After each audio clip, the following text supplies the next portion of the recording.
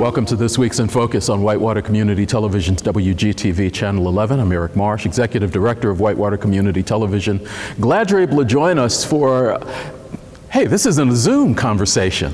We're actually somewhat face-to-face, still social distancing, but we're not in the studio and I'm not on my webcam, and that's always a good feeling. So things are beginning to get back to normal. A little bit of echo in a place. You kind of get that when you go into a gym. I haven't spent a ton of time in a gym, but it's got that sound to it. Yeah. We are at Townsend Community Center. I am with Derek White, who is, let me try this, the Executive Director for the Housing Authority of the City of Richmond. Yes. Yes. We had Derek on the show back in December. Spent the hour having a chance to talk, kind of catch up, get to know each other a little bit. And one of the things that we talked about was Townsend Community Center. Yes. Because it is a place that has been on the minds of the community for a long time. This is a place that a lot of people, even you, say they grew up in. It was next to home, the place where more time was spent. Roof issues, heating issues, other things have kind of emptied this place out. Yes. We're standing in the gym. The floor is beautiful. Yes, it's beautiful. Talk a little bit about what's been able to get done so far. We're really excited about the work that's taken place so far, and to go back a little bit, the funding that we acquired to actually do the work came from our old turnkey 3 homes, 73 homes that are mostly in the Irish Hills Court area, Riley Hills Court, and then several on South 10th, 11th, and 12th, etc. And those proceeds were in an account. They were drawing interest, and so we were able to pull from that money to actually begin the work here at Townsend. So we put a roof on. We painted the gym. That was no small feat. That could not have been a small feat. Not at all. You say, we put a roof on, and you just kind of throw that away. This roof is incredible. Yeah, absolutely. Painted with 3 coats of paint. The flooring is done and done well. And these memories for me just really, you know, I told Eric earlier, I told you earlier, brought my ball in to break in the goals here. Just took 1 shot each, and that was about it. And then, of course, the gym is named after James M. Townsend, who Townsend Center gets its name from in the first place. And then we put in a new heating, ventilation, and air conditioning system. And as you see along the top, the tubes there, they're blowout heating and air. It balances that in the entire gym area, which is really nice. And so we're really excited. We've got a lot more work to go. The downstairs still has to be done, and then we're going to be doing ceiling tiles, floor coverings, and painting in all of the other area, the game room area, the hallway, the classrooms and offices. So we still have more work to do, but we're really excited where we've come so far. Let's talk a little bit about a couple of different things. Sure. The heating and air. Normally, you've walked into some places, and when the heating and air kicks on, you know it. Yes. What's the sound in here going to be like? Because this is also a place that has housed events. Yes. So you know, you have a speaker. Yeah, they have a microphone, but the heating and air kicks on, and they're shouting over. Are you going to run into that? It'll be a nice smooth flow, like a gentle breeze. Nice. And it's kind of the latest state of the art. We've actually added a unit and a tire system outside, and also a boiler downstairs as well. And then we got a backup boiler for the old one. So we're in pretty good shape as it relates to the air quality here. So. Yeah. You said that you were doing some research on James Townsend. For those who may not know, pass along a little bit of what you found out. Well, he was African American, and he enrolled or enlisted in the Civil War in 1863. He fought through till 1865, and then when the war was over, he was the catalyst behind desegregating Richmond schools. In 1881, his daughter wanted to take a German class, and because she wasn't in the right ward, so to speak, they denied her that opportunity. So he went on the trail to actually desegregate the schools to give her that opportunity to learn German. And he's 60 years ahead of the state of Indiana. The state of Indiana didn't desegregate until 1949. And so we're 60 years ahead in that area. He also was appointed by President Benjamin Harrison for, I think it was General Land Use for the United States. And then also he pastored several churches in Evansville, in Terre Haute, in Indianapolis, here in Richmond at Bethel AME, and then also in Chicago. And he left here from Bethel, he was here from 1872 to 1876, and no, 1874, went to Chicago, and then comes back here in Richmond. And my old saying is, that park water must have got him back to town. That seemed like it works on everybody.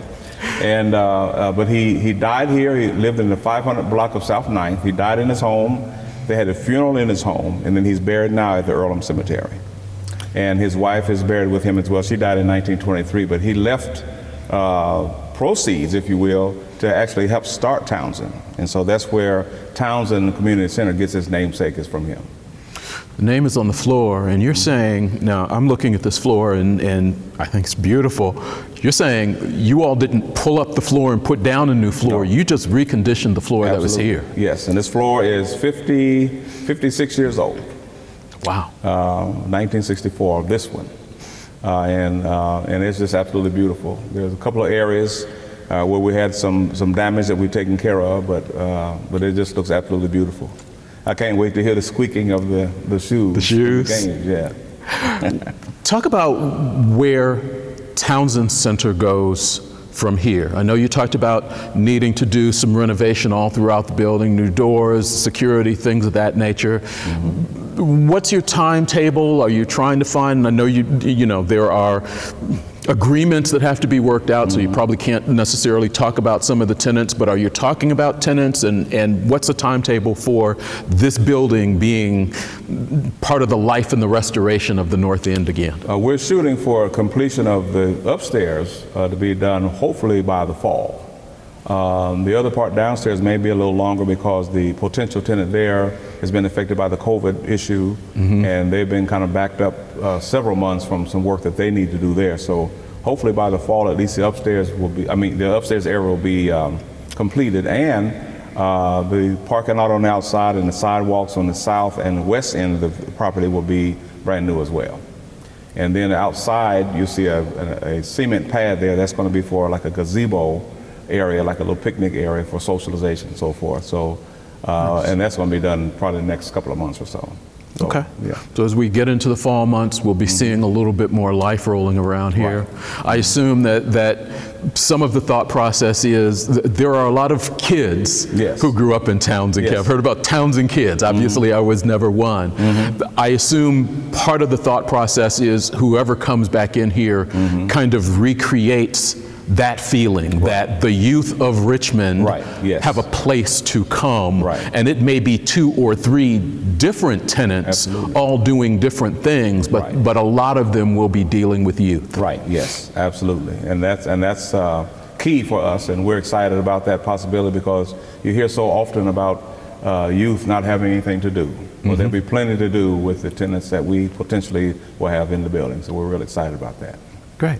We've got you here, so if you don't mind, I'm gonna trip off a little bit. One of the things we know and one of the things we talked about in December is the fact that you pastor a church. Yes. Very, very close to here. Talk about how COVID has affected your church membership, your church members, and what you see coming back. There's been a lot of conversation around religion and COVID and what was fair and what wasn't. Talk a little bit about your experience with that. Okay, we had, of course, as most other churches did, kind of shut down as far as our public gathering, and we had what was called it's called Free Conference USA, and it's like a conference call, and so our members would call in, and we would have basically devotion and a sermon over the phone. And that actually expanded, where we actually pretty much tripled this listening crowd, if you will, because of a lot of people had relatives and friends that would call in from out of state. So we actually hosted a total of 12 states, including Indiana, on our call. So that actually went very well. And then, of course, we had some classes online, and still do, as a matter of fact, on our Free Conference USA. We also began Facebook Live, and that's going very well. And then, of course, we have people who come and we do the social distancing and so forth, the mask and everything. We have everything you need, the hand cleaner, the mask, and shields in some cases for those that want those.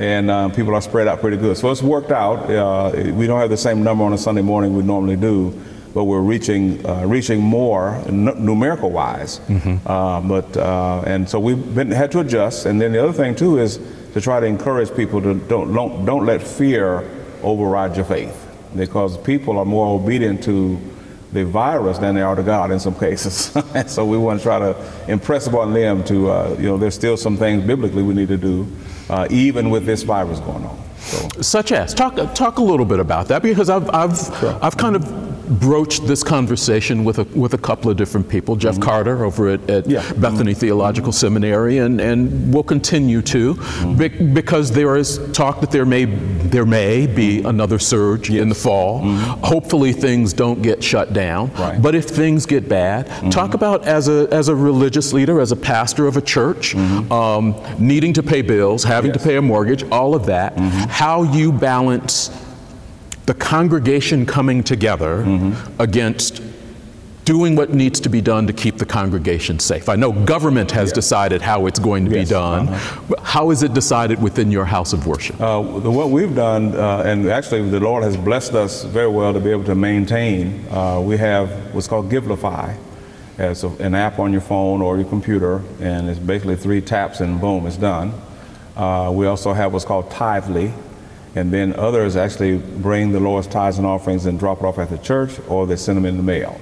And so, and I believe Mount Olive is one of the greatest churches in the country as it relates to honoring the Lord's tithes and offering and making sure that our obligations are met and kept up. And so far, we've done fine, we've done well. We didn't have to make any requests through the government for any assistance. Because people were doing what they had been asked to do, and they understand what the word says about that. So that has been great for us. And if it comes again, I'm sure they'll step up again. They always have. And the same thing with taking care of me. They do extremely well. I always say that I feel I have the best church in the country, that the Lord blessed me with a great group of people, and I'm honored to serve them. Can't let you go without tripping a little bit more into what's happening socially. You have not lived in Richmond all your life. You grew up here, but you were in Oakland, which is a completely different environment to a certain extent from here. So just to kind of get your feelings on the conversations that are being held, not just here in Richmond, but around the country. Police misconduct. It's not to say that all policemen are bad, but there are some, and those are the ones that end up getting highlighted, particularly in the news, but that's the way news goes. Talk a little bit about some of the things that you have run into, because I assume you've gotten phone calls from friends, from acquaintances going, I don't believe what I'm seeing. I didn't realize it was that bad. What do you know? What has happened to you? Relate a little bit of some of that. Let's start with a police standpoint. Sure. Okay, when I lived in Oakland, I used to teach a middle school, we called it junior high at the time, middle school class, and I always averaged about 35 kids. And one class in particular with 21 were boys, so you can imagine nerves. And so we had also, I taught what's called Thursday night youth biblical studies. And one kid in particular, I know he had his house key, his Bible, his writing pad, a pencil, and his lunch ticket, lunch pass. And that's all they had when they left class. And good kid, honorable student. He goes out, the bus station depot is right around from the street. You can see it from the front of the door of the church. And all of a sudden I see the lights flashing and what's going on? And the police had come over and got him, threw him down on the ground, kind of roughed him up a little bit. I said, he said, no, get away, get away.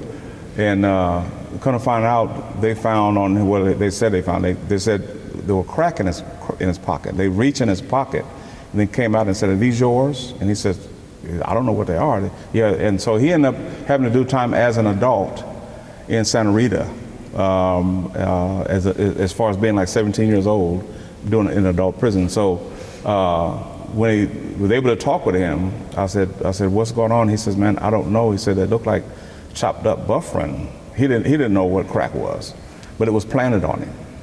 And that message, to this day, he's still bitter about it because it really affected his opportunity for employment and those kind of things. And let me say, before we get too far along, all policemen aren't bad. You have a very small percentage that make it bad for the rest of them. because for the most part, especially here in Richmond, I've had good relationship with police.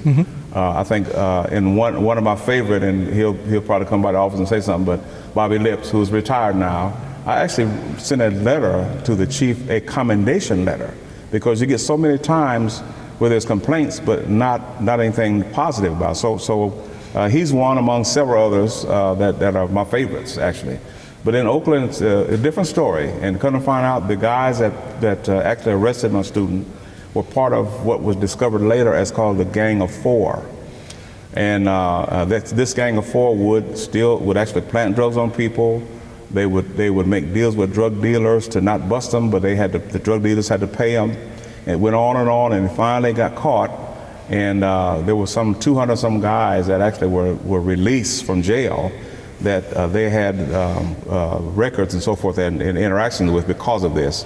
John Burris, who's kind of a well-known, he's kind of Oakland's Johnny Cochran out there, was part of the legal team that actually did that. So three of them were arrested. One fled to Mexico, and I think they maybe did like 10 years or something like that.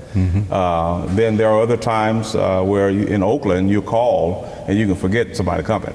You know, it doesn't matter what's going on, and you can forget it. You know. Here, that's not the case. I know people have their various issues and concerns, and I've had mine my entire life. You know, being pulled over sometime, and like, what did I do? And one time I was going 58 and a 55, even though I was being passed by other cars, and it just chose me. And it's like, okay, what did I do? And so they come to the car and they got their hand on their gun. I'm like, I didn't do anything. He said, you have any weapons? No. You have any warrants? No. And so they'll check everything out and then let me go. You need to slow down. You're going 58 and 55. Okay, you know. So I guess that's speeding, technically. So, but it's unnerving, you know, because you don't know what they're going to do, especially when they're nervous.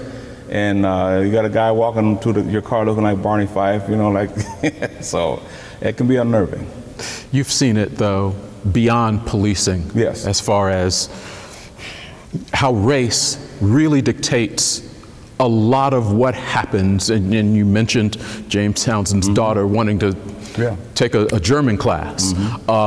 Kids in school, how they're treated out in the street, things that people say to them, being followed inside stores, is not something that a number of people in the community understand, because it's something that never happens to them, but it's a way that a group of people in this country live day in, day out. That's right, absolutely.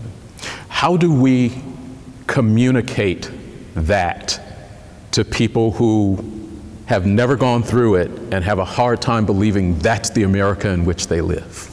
I think one thing that's been helpful is various kinds of forums that we've had, and I'm thinking about doing something at Mount Olive at some point, forums for people to talk about reality, dealing with reality. Like there's a store here I won't mention, as we were growing up, very thing, when we walk in, they peek around the corner, always where we're going. I'm like, you know, what's going on? And other kids that were in there were taking things.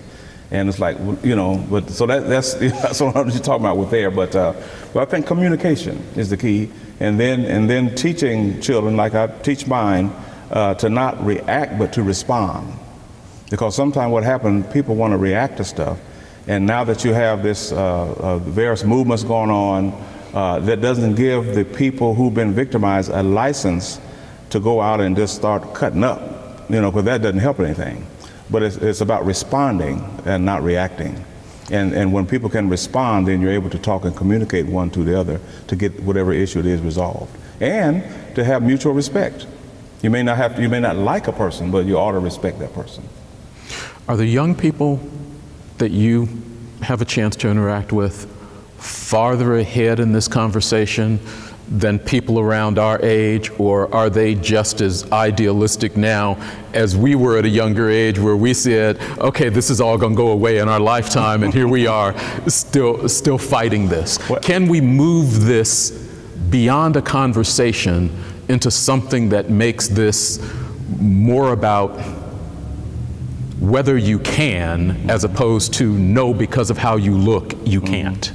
I think it's all over the place with that one. You know, there are some that I'll interact with that are mature enough in various ages that can actually see what's going on and move through it. There are others that, one in particular told me, this is not the 50s, we're not taking it anymore. I said, you have to calm down, you know, because you don't want to make anything worse. But so it's all over the place, really. And that's where that forum and then that talking comes in, and to appreciate. We used to have in California a training for our staff called cultural diversity. Mm-hmm. And a lot of the people in other cultures couldn't believe some of the stories we had because they never had to deal with it before. And then one in particular said, there's no way. I said, yes, there is. You know, these things happen. And so, but talking, communicating, and sharing, and over time. And I think at least, if nothing else, it'll help people appreciate the differences we have as people. Is there time? I think a lot of time has passed, and we keep saying in time. We get 2 months, 5 months, 6 months down the road, another election happens, another COVID-19 surge happens, and the conversation goes away, never to return. 20 years later, people are back out in the streets with the same thing.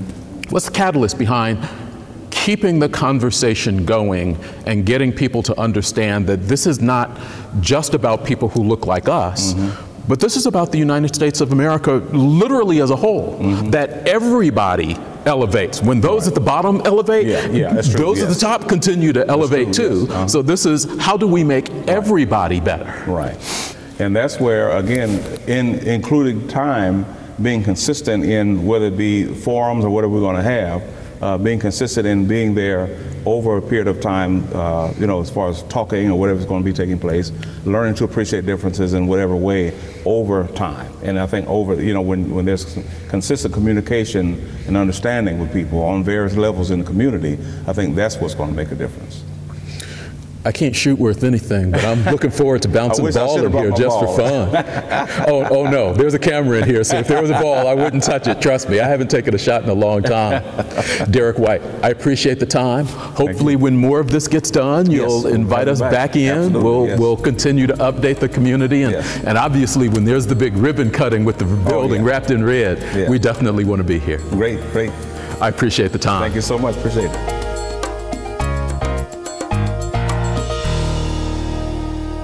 Welcome back to In Focus on Whitewater Community Television's WGTV Channel 11. Yeah, I know, I'm back in Zoom mode. The first part of this, by the way, Stephanie, was done. I was actually out. I got out of my office. I got away from Zoom. A teleconference. It was a social distance, face-to-face conversation. But now we're back to normal. Well, you're always welcome to come out here whenever you need to get outside. Okay, I'll take you up on that.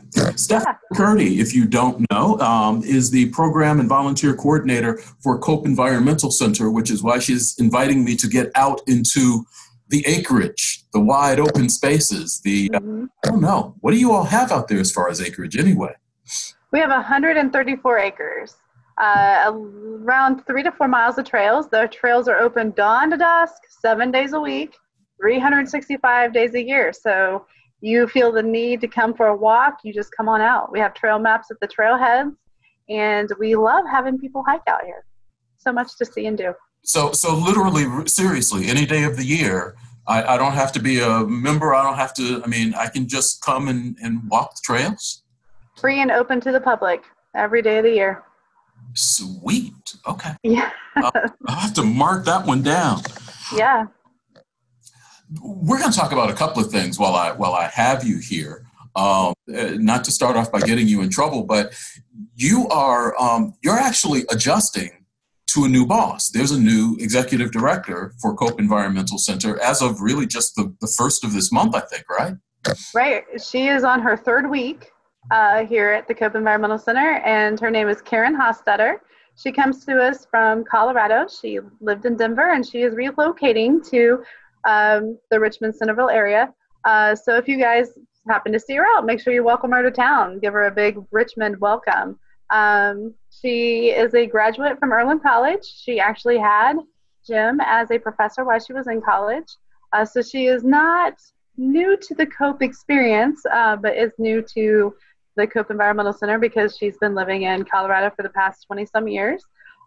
She has worked at many different environmental organizations and nature centers, leading their education programs and their volunteer programs, writing interpretive programs and strategic plans. So she comes with us with a wealth of experience and knowledge, and we are so excited to have her here.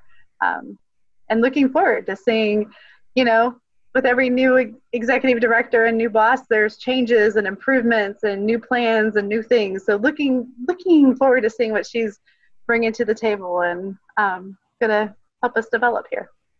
Nice. I know that because of COVID, we are social distancing and maybe not gathering the way we normally do, but is there any type of warm community welcome plan that we might have a chance to, again, from a socially respectable distance, meet her, say hi, and that type thing?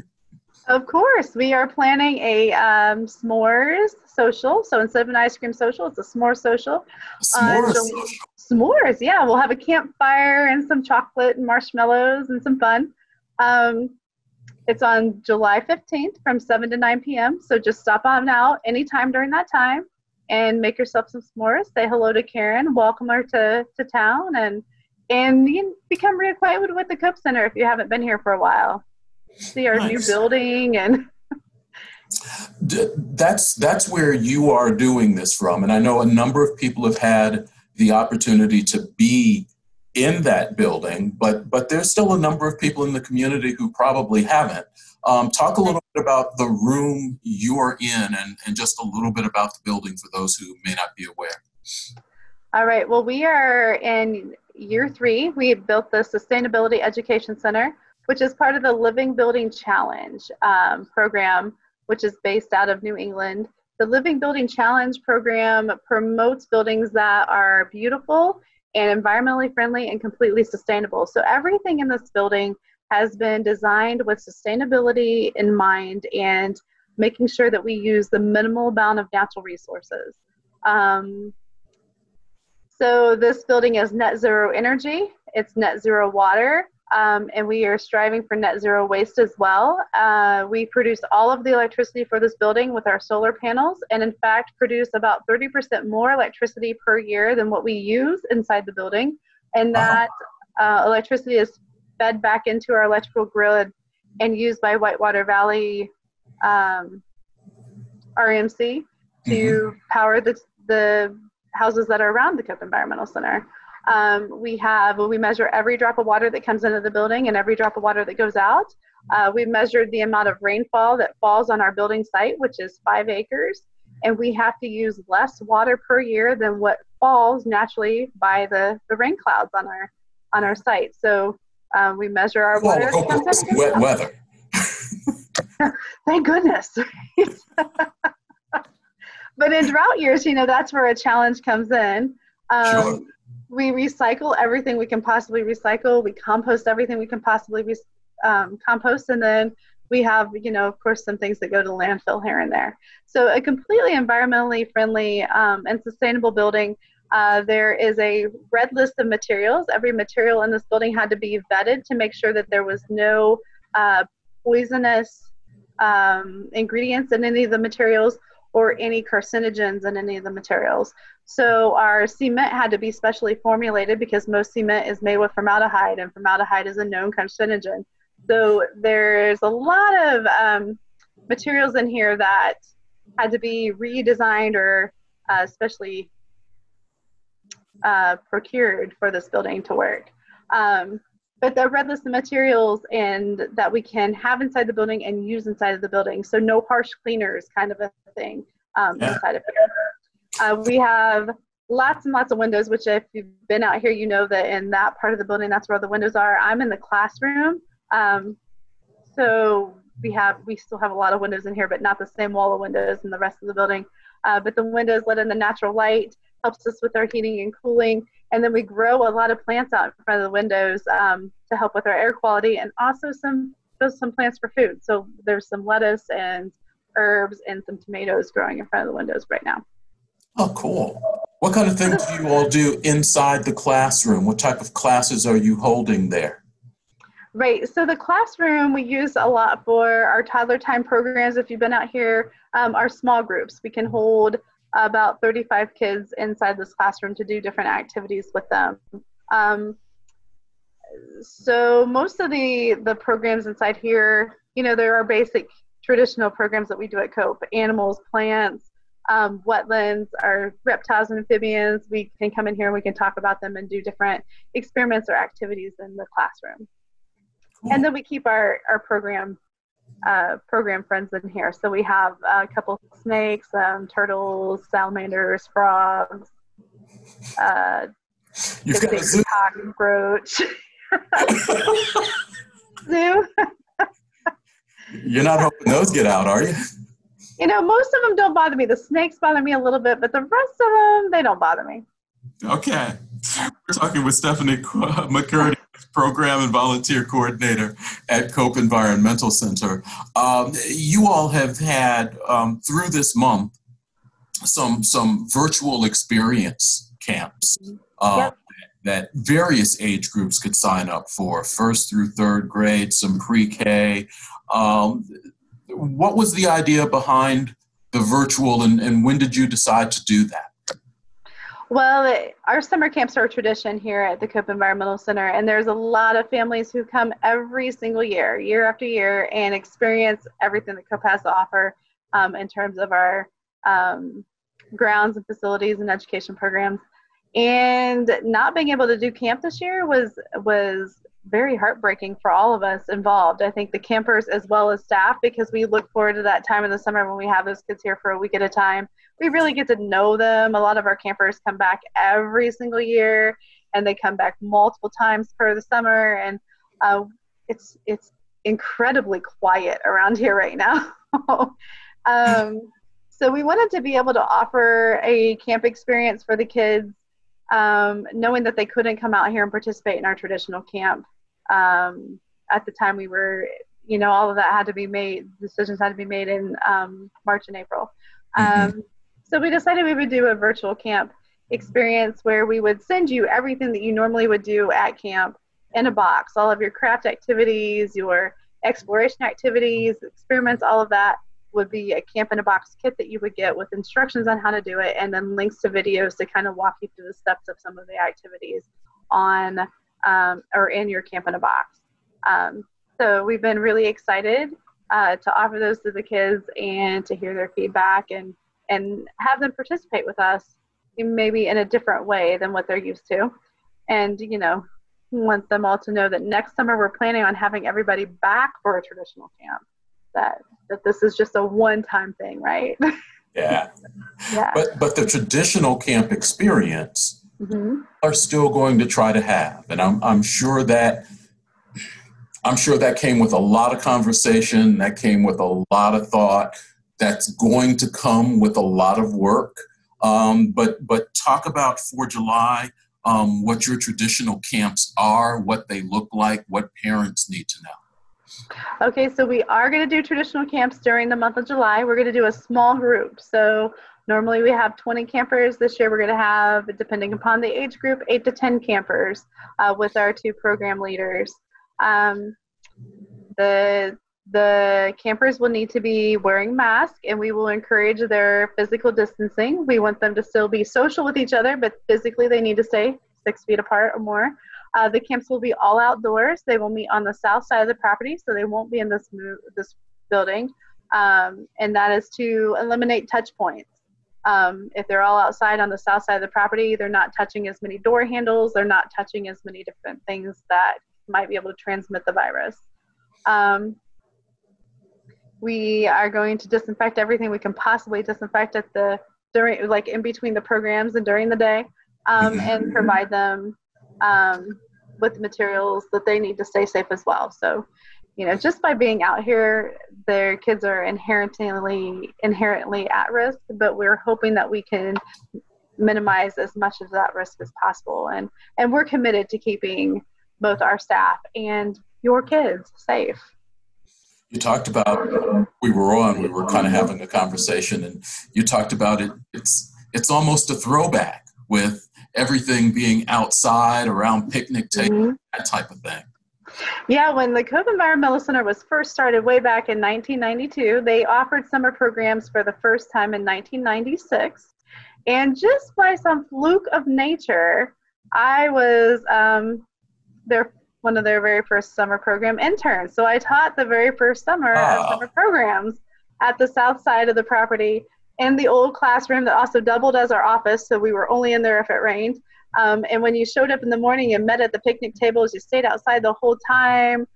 We played games in the woods. We did the wetland explorations and all the different experiments, the hikes and everything that we normally do. We did them all outside of the picnic tables. So for me, this is a little bit of like the original Cope camp experience. So I'm looking forward to it, and I think it'll be a lot of fun for the kids to have that as well. Do you still have room in some of your camp? Because this isn't a single camp experience. You've got 5 or 6 different camps that you're holding. Still time for them to sign up? Of course, there is time for them to sign up. We close our registrations when the class gets full or the Wednesday before camp starts. So the first camp that we're holding on site is Conservation Camp. That will be July 6th, starting Monday, July 6th. And the kids will be here from 9 to 3 every single day, and that's for 4th, 5th, and 6th graders. Conservation Camp is one of our most popular camps, and typically Conservation Camp has an overnight on Thursday night where we do a campfire and ghost stories and a night hike. But this year we cannot keep your kids safe and follow COVID guidelines and attend. So this year there is no camp out. We will do the 9 to 3 Monday through Friday every single day. We'll still do campfire cooking though. We'll probably still tell ghost stories. It just won't be in the dark this year. So Conservation Camp there's still a few spots left in that one, and that one is a very popular one that we're really excited that we're still going to be able to do on site.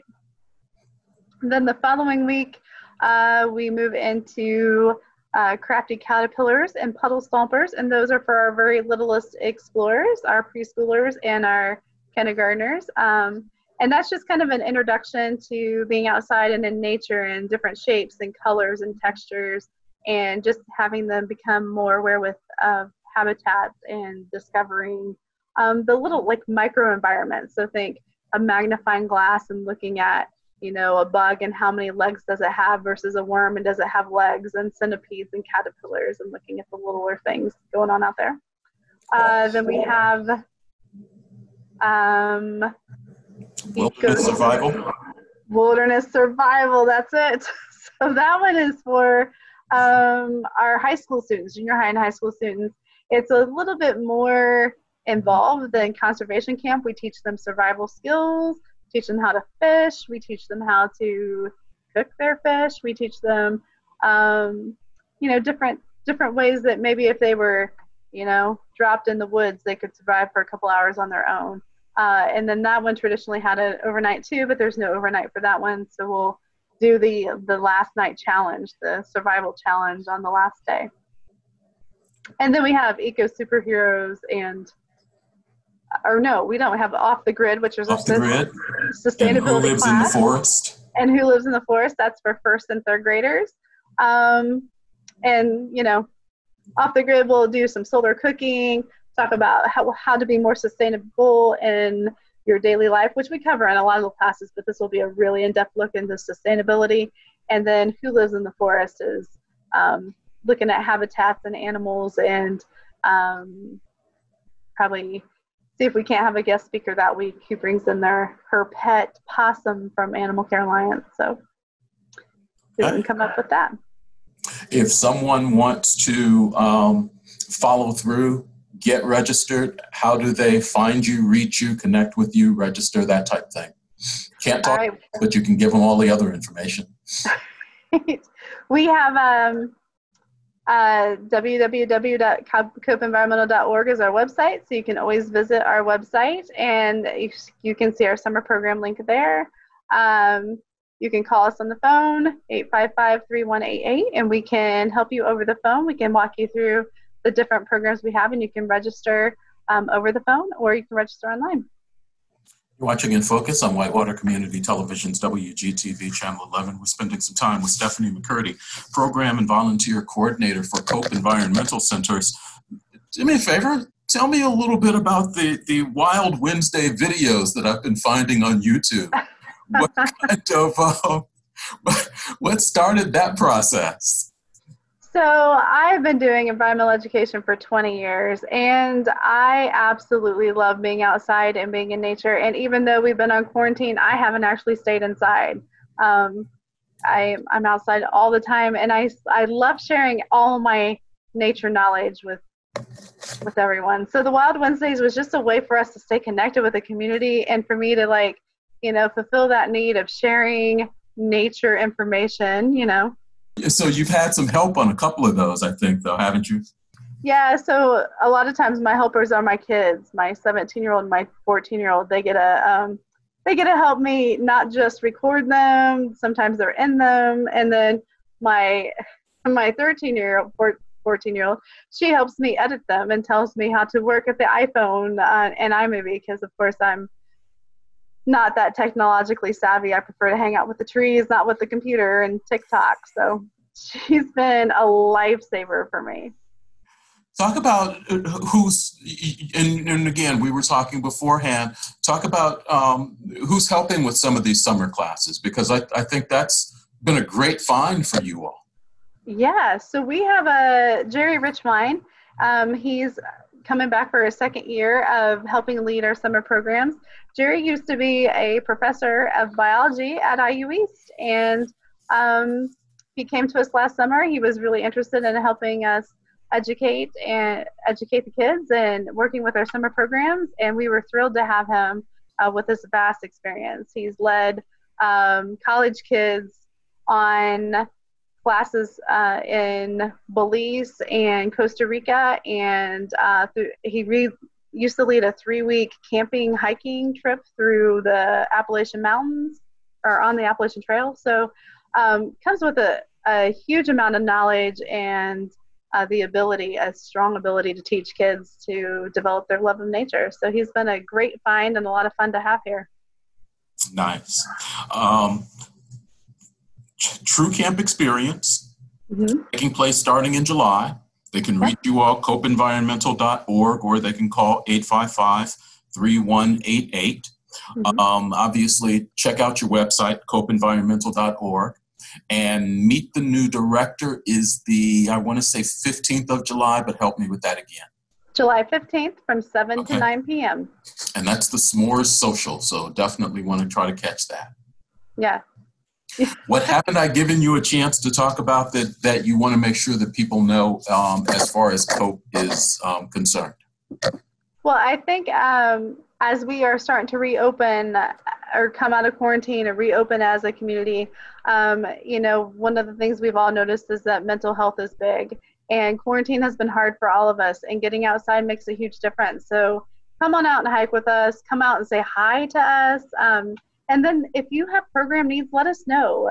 If you want me to come speak to a group, I can bring a couple program animals, a frog or something, and come talk to a group. But also, if you want to learn about how to be a better gardener and you think we need to have more gardening programs, let us know that too, because we're here to serve the community and make sure that we are all living well and staying healthy and being strong for each other. And if we can help you develop new skills, we would love to do that.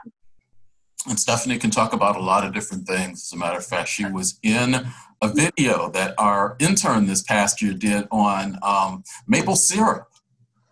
So that was a big one. So thank you for helping out with that.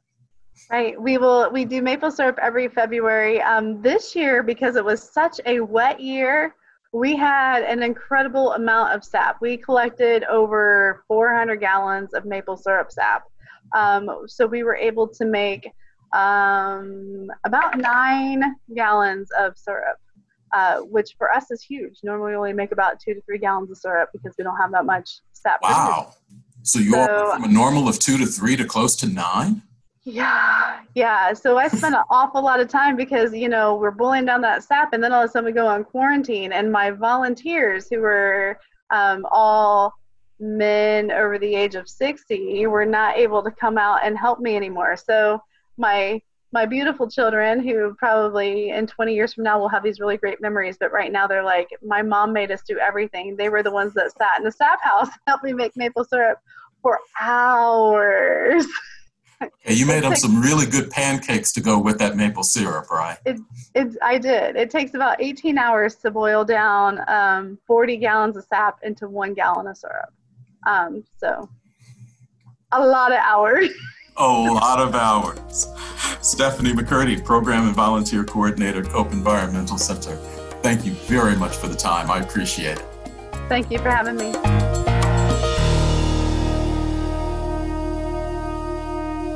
Welcome back to In Focus on Whitewater Community Television's WGTV Channel 11. I'm Eric Marsh, having a chance to catch up to a program that we always have a very little bit to do with. Being here on the IU East campus, we always get asked to work a little bit or do a tour for some of the students in the third grade academy. We kind of missed that this summer, so we reached out just to find out how the program is going, and we're talking with Ashley Garard, who is the director for Third Grade Academy, or Third Grade Academy to Go. Is that what the name is this year? That is our name this summer, TGA2GO. Talk about why that name came about. Talk about what the program has been able to do this summer, particularly since you haven't been able to meet face-to-face with the kids at the various sites you normally do. Yeah, so typically we meet at universities and places around the community, and we absolutely love that. But for the safety of our students and teachers and everyone involved, we had to change this summer. So because we were changing kind of how we did things, we thought it was appropriate to rebrand. So we had a little brainstorm session with the Every Child Can Read board, and we came up with TGA2GO because it's to go to your house, and it's a little more hands-on and a little more self-independent for students. So we kind of changed it up, and it's different this summer. Was there a conversation about not having this program this summer? There was, and myself and the Every Child Can Read board said we are not saying no. We are going to figure out how to get as much resources to our families as possible. And even though students didn't take the iRead test, we could still identify students who needed some additional support. So we identified those students and continued to support families with books and activities and some iRead focus questions just to keep them going. Talk a little bit about what the program has looked like and how you've made this work, because we're catching it on the end. So you all have had a chance to really kind of look and think about this a little bit. How did it go from the beginning to now? Yeah, so my idea was for teachers to definitely do some meet and greet on the front porches of families, and then do some interactive online and phone call pieces, because online is safest for a lot of families. So on Mondays, our teachers visit the families and talk about social emotional needs and drop off kind of the learning activities for the week, which are hands-on, provided by the United Way. And then they also discuss a chapter book or a graphic novel or a picture book that they're going to be reading for the week. And that's kind of their focus on Wednesdays when they have a Zoom guided reading group. Most students participated in Zooms, but some of our students were a little shy. So our teachers went above and beyond and made personal phone calls, and a few actually would visit with their students additionally on Wednesdays. Then on Fridays, we visited the homes again with food provided by Read for the weekend. So students had additional food for the weekend and just checked in if families needed something they could ask on that day. Then on Tuesdays and Thursdays, we have Facebook Live activities that are just available anytime, any place. You don't necessarily have to do it live, but they were available. Mm-hmm. Our response from families has been absolutely amazing. Lots of families are coming out and giving big hugs. I personally work in the intermediate building, so sometimes those older siblings would peek their head out on the porch and, give me that big smile when they realized Mrs. Garard from Test is in my building or in my front porch. So even though they didn't necessarily want to get out of bed, they were still curious to see what their younger sibling was doing. So that was a lot of fun to see them about every single kid was so excited to have a teacher from a school that they knew.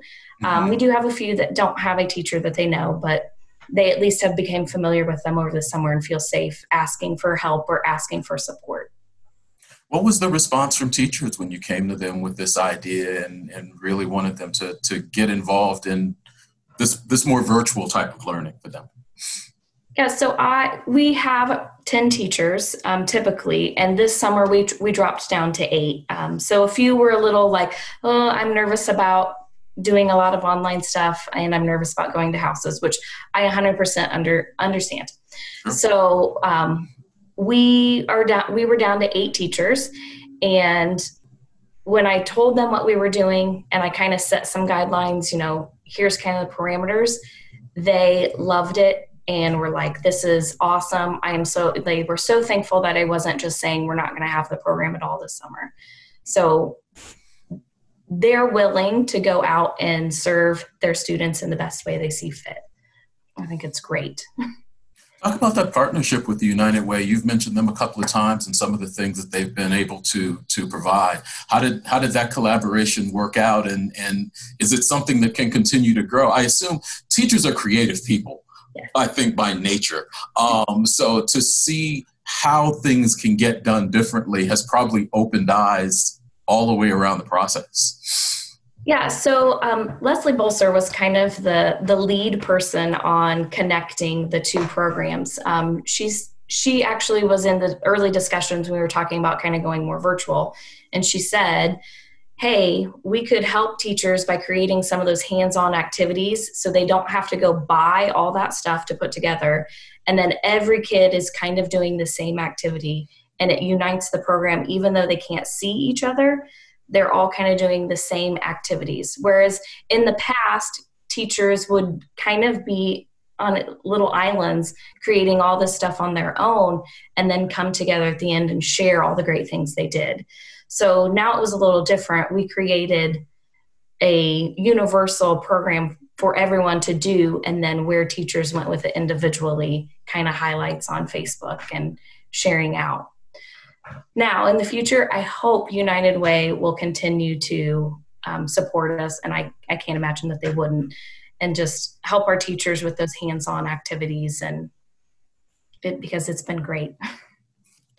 How have you developed with this? Talk a little bit about how you came to this program and what exactly it is you're doing right now. So I was a para for TGA a couple of years ago, and then I kind of stepped away when I had my youngest daughter, just because I needed some time with her. And then Jamie Thomas switched over to be the assistant principal at Test, which is where I work, and she said, hey, Ashley, do you think this summer you could step up? And I said, well, yes. And I committed to this early on before all of the COVID-19 came out. And we actually had a typical normal plan going. But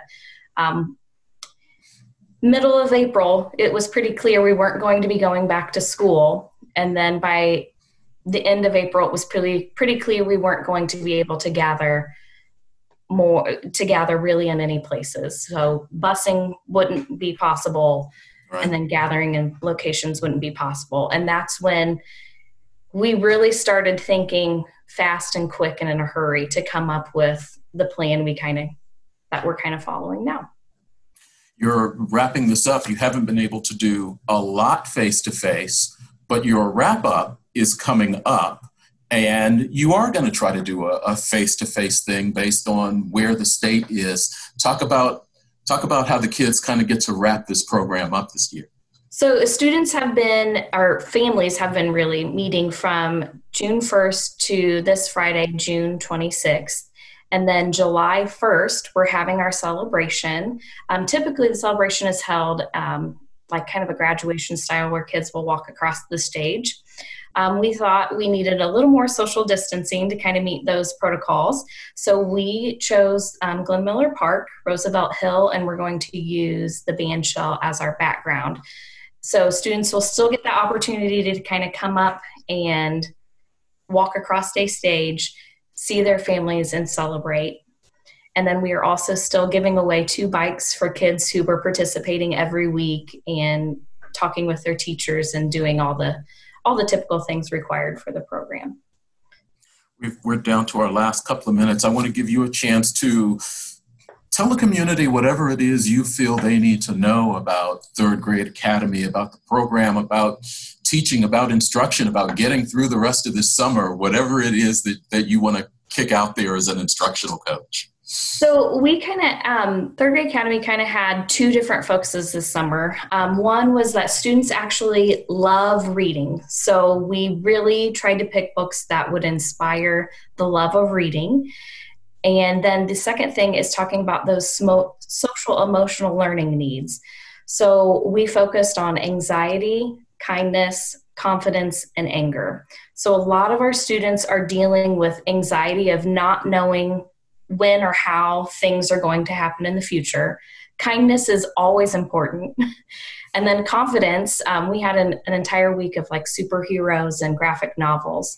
And it is so important that our students show confidence even in the little things they do day to day. And then anger, because I know if I were 8 years old again and you told me I wasn't allowed to play softball all summer, I would be angry. Or I wasn't allowed to go to the pool. Like, those are issues that I think we addressed, gave them strategies to deal with, gave them books to support how they can react to adverse situations. And hopefully it will help them as they go back into school and back into maybe the routine of things, just be even more amazing kids than they already were. Ashley, thank you very much for your time. Thank you for taking on the challenge of doing this program for the youth in our community who needed some assistance, who needed some guidance, who needed just a little extra nurturing.